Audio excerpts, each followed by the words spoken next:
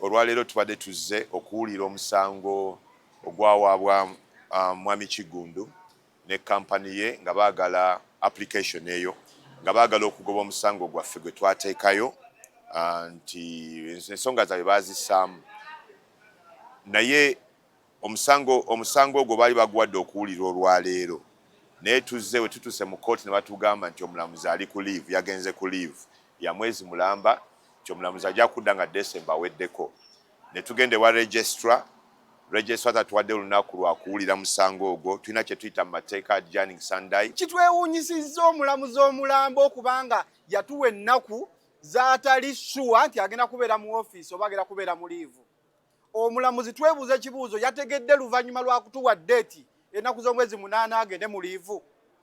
Eno y'ensonga lwaki abasuubuzi baggwamu essuubi nga mubalaga nti tebalina justice gye basobola kufuna mu kkooti. Abasuubuzi bali waka baafiirwa ebintu byabwe, abaana tebabaweerera school fees, abalala amaduuka n'essaawa zino gakyali maggale.